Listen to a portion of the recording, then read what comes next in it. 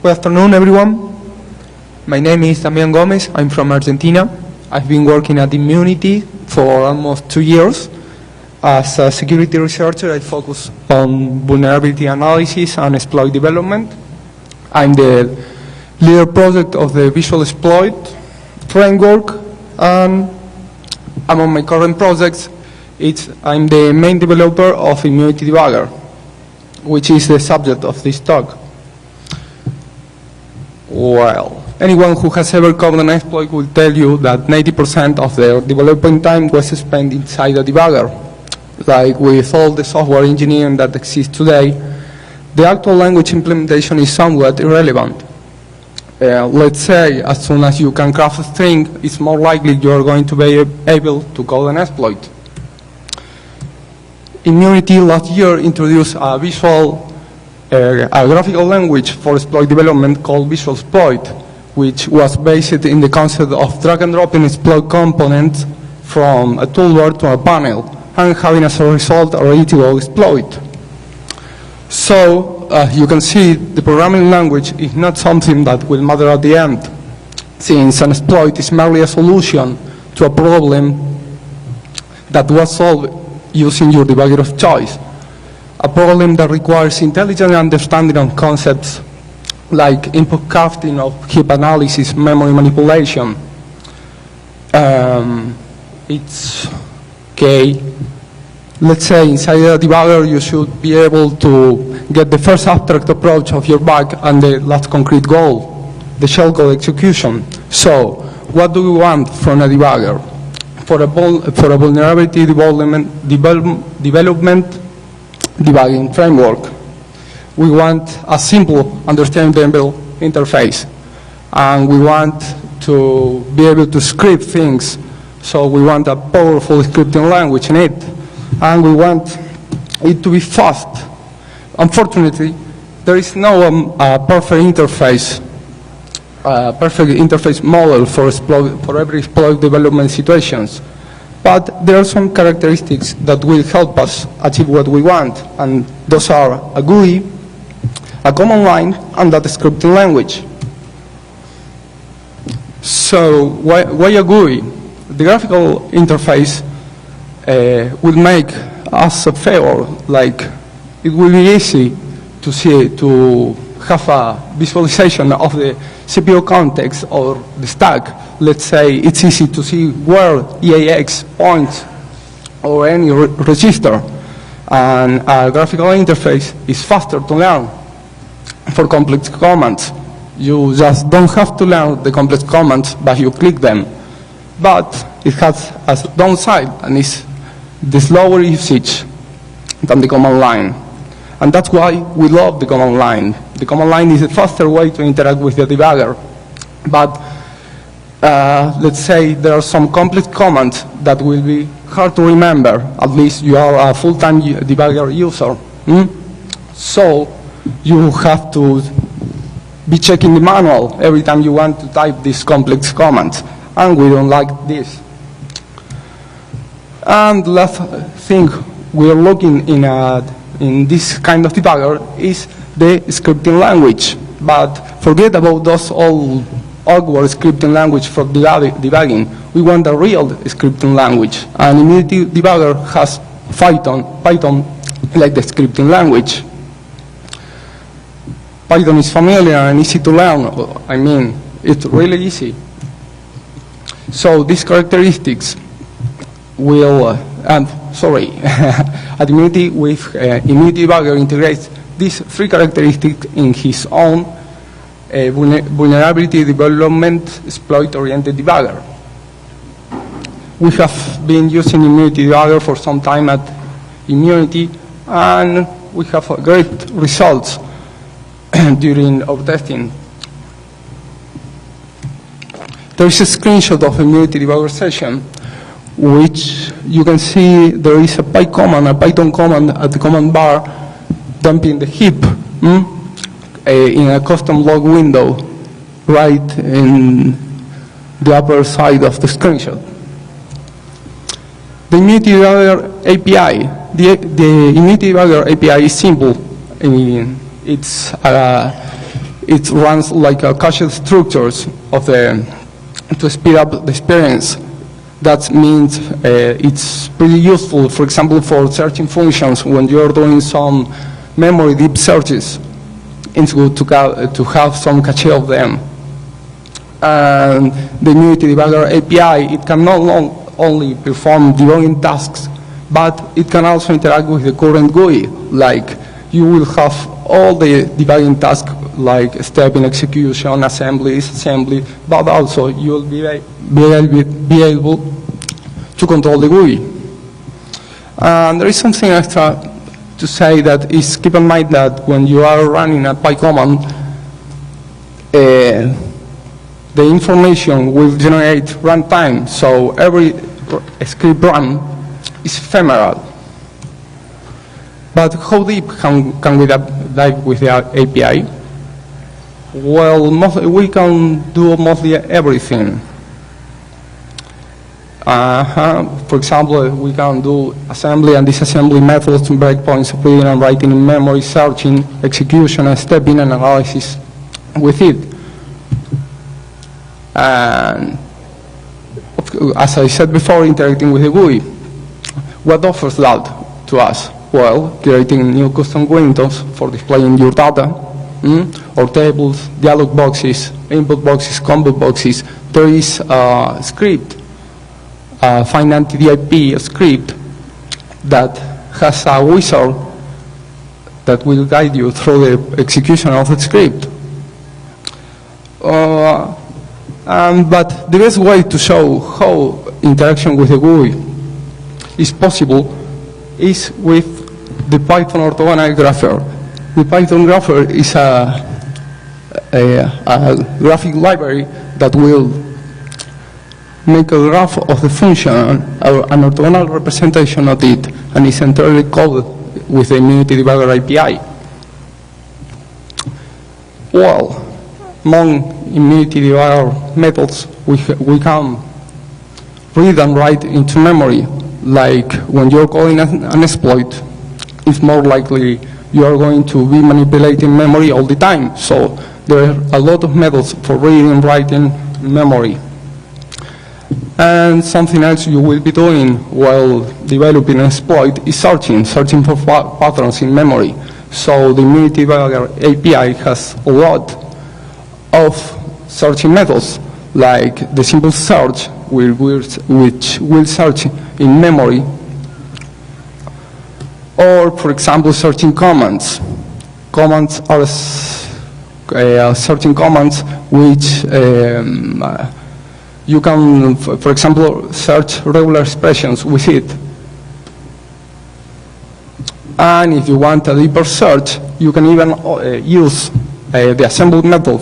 You can assemble a command and then search it in memory.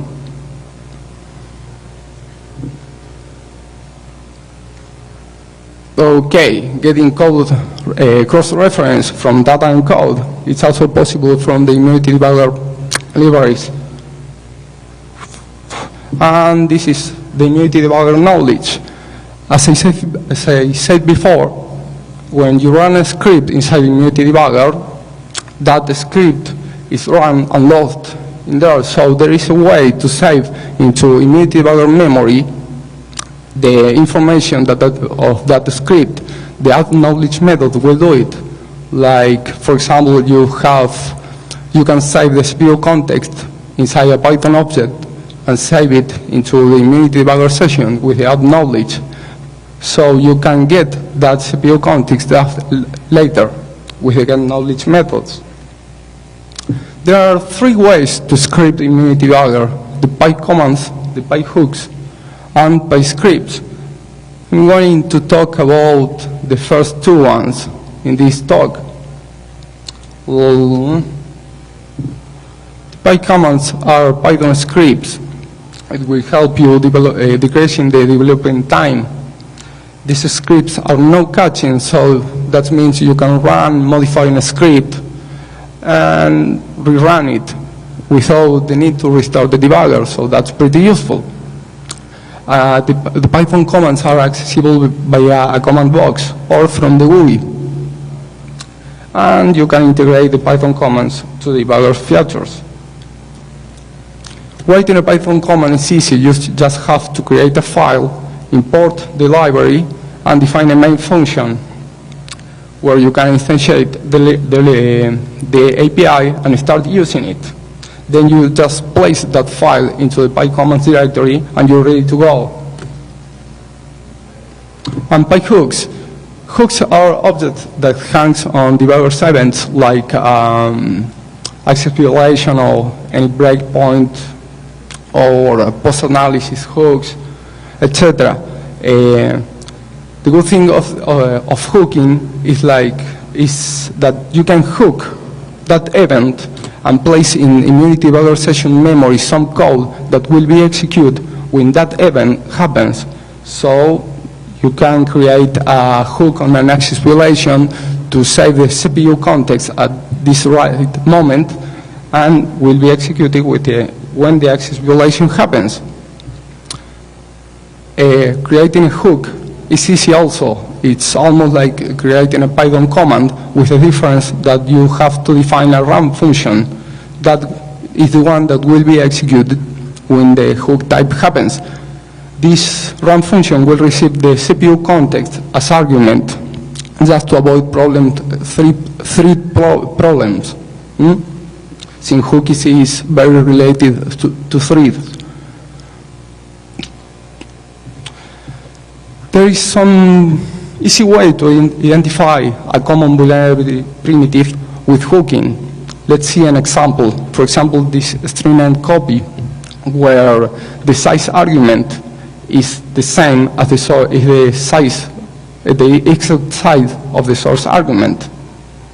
Just with minor modifications of this script, you can find primitives in other functions. So let's see this example of hook.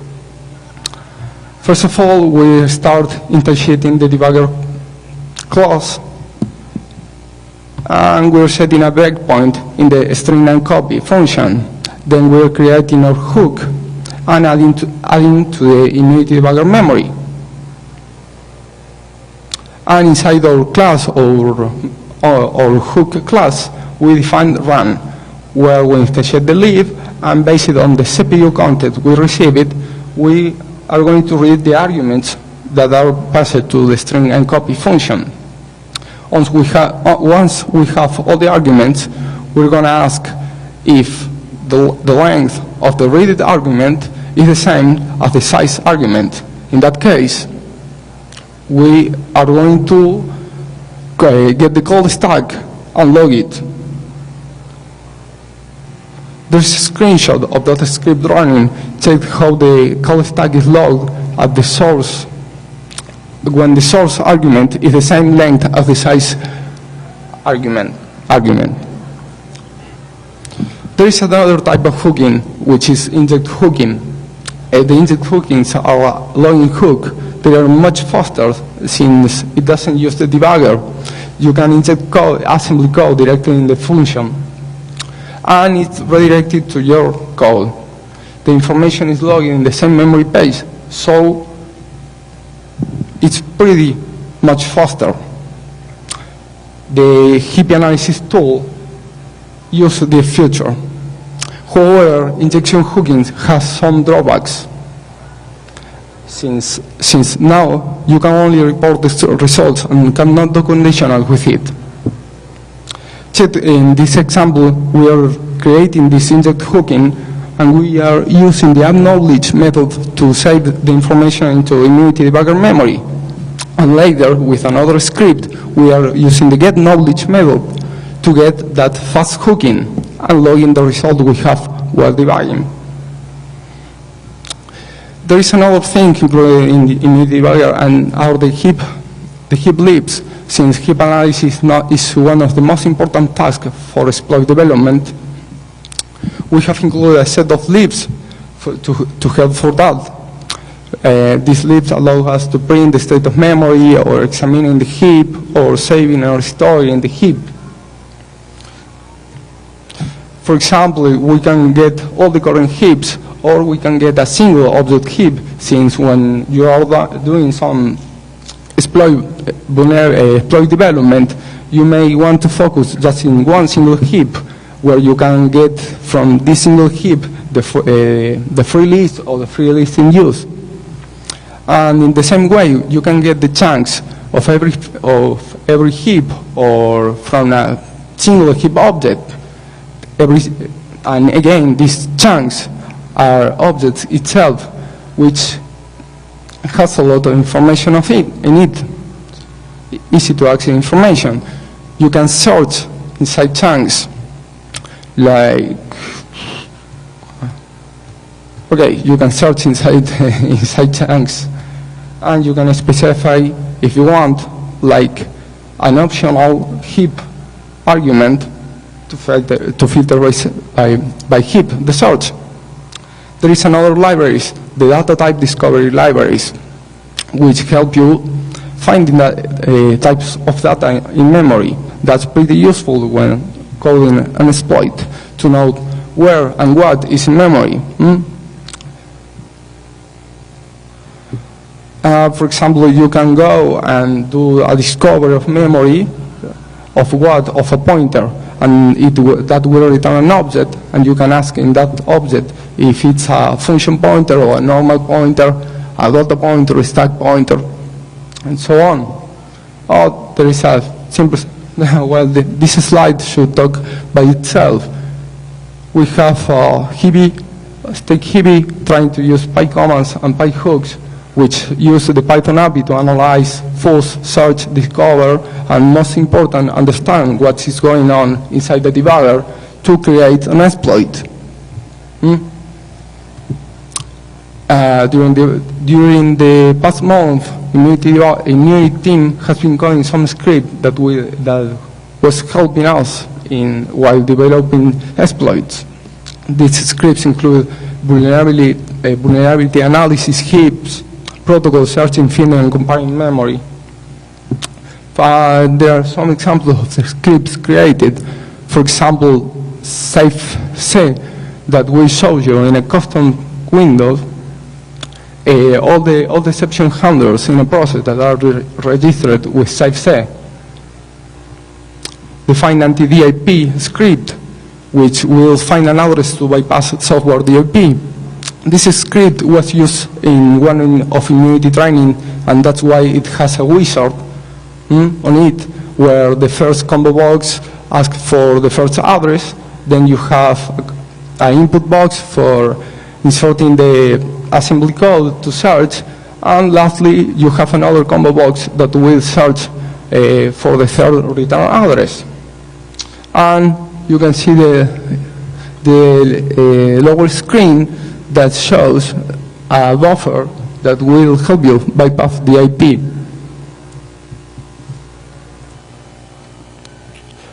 There is another script that will find memory leaks in a function. It's a hook. It will hook a function, then you will be fuzzing that function, and you will be getting the leaks. Check the red line where a mem leak is detected in that function which was hooked by LexNif.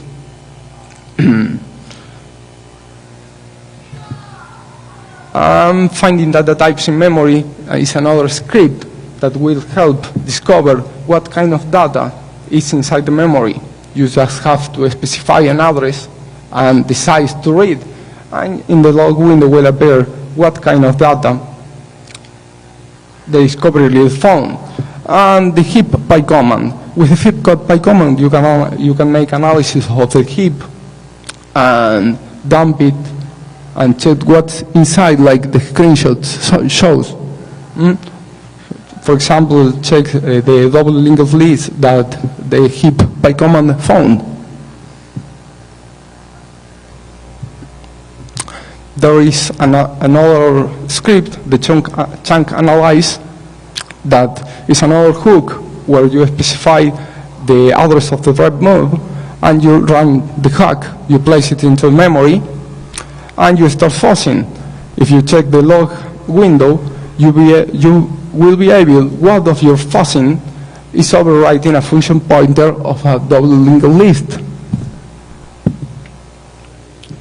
or the get RPC. The get RPC will access to RPC information and will give function pointers of every RPC call. The duality script will look at memory pages and others that can be transformed into opcodes. This duality script will be described more later in the talk in the case study I have prepared. The mod pointer script. This tool will do some data recognition looking for function pointers, and it will override them, waiting for an access violation of one of these pointers overwriting, and when the access violation occurs, it will trigger the hook and will start logging in for further analysis. And the search script. The search script is a simple script that will search for cryptographic routines in a given branch. Look at the screenshot how a lot of different algorithm was found in a library. And we have a case of study here. It's a simple stack overflow in Savant web server. When you send a long GET request to it, it would crash with a stack overflow. However, there are some details on it. For example, when you send a long buffer, the some stack arguments overwritten won't allow us to reach EIP. Check the screenshot. The lines is showing how an argument, a readable address, is overwriting and getting an access violation when reading this address. So we need to find a readable address to place as the argument there in the right offset. Once we find this, which is pretty easy, we'll be facing the second argument problem, a readable address. That's almost as easy as the first one. We just need to find a readable address. So, replacing, to keep EIP, we need a readable address, that readable address, and the argument offset in our string. Finding the offset should be easy, so when we got that addresses and the offset, we can craft a buffer that if the address we found are right, we'll be able to hit EIP, like the screenshot shows, without any problem.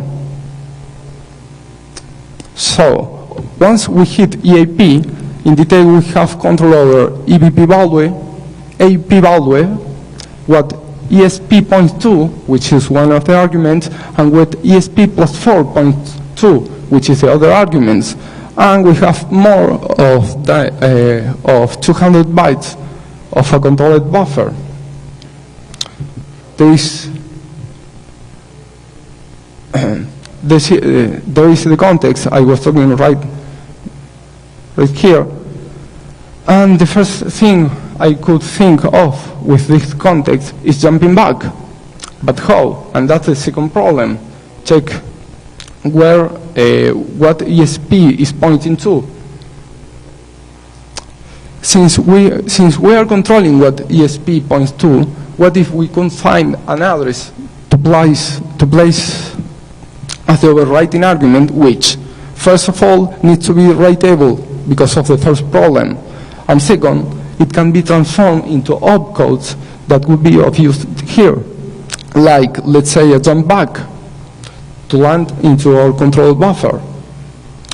But finding an address with these characteristics might be pretty tedious and pretty hard. So there is a script with Immunity Debugger that we talked some minutes ago that would help here, the duality script. The duality script is easy to use. You just have to place the command as argument to the script you are looking for. And how duality works? Well, it creates a mask of the searched code, in this case a jump -10, and we'll get all the memory pages, and we'll try to find addresses that match our masked search codes. As we can see in the screenshot, the log results there is an address marked with a red line that may be of use here. So, before finishing crafting our string with a brand new address, transformable address, we'll need to find a jump ESP for AIP. The search code script will do that really fast. You just have to write search code and the command you are willing to search. So, resuming, we have bypassed the arguments problem, we have hit EIP, we have searched for a writable address that can be transformed into an opcode, and we have searched for a jump ESP, and we have crafted the string. So, if everything goes well, we'll be having int 3.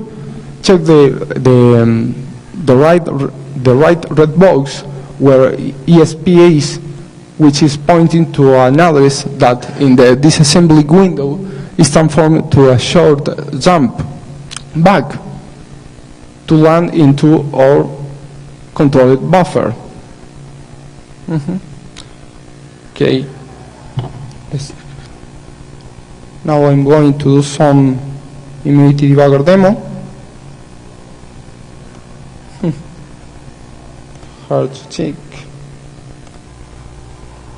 Okay, now immunity debugger demo.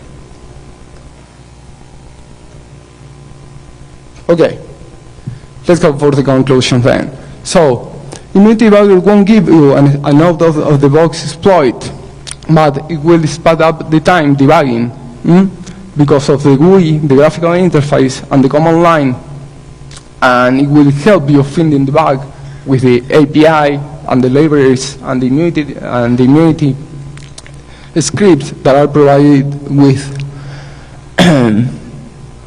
immunity debugger, and will help you crafting your exploit, making it more reliable. We have been using immunity debugger for months while bull dev with good results.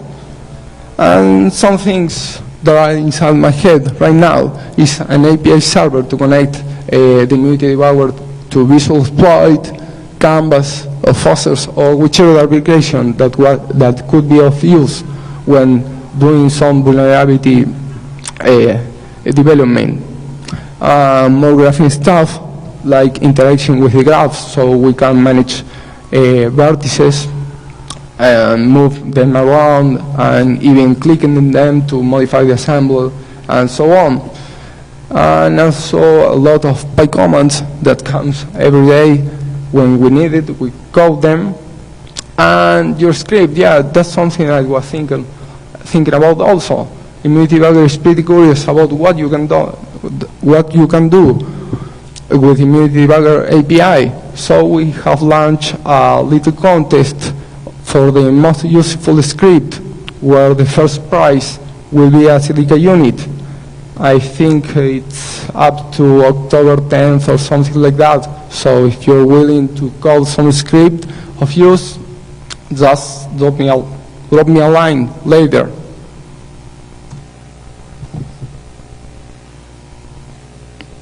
You can download Immunity Debugger, get it free, and comment, script, idea, and request. Please email me. I'm willing to answer any questions you might have, but I think that's in the question and answer room. So that's it. Okay.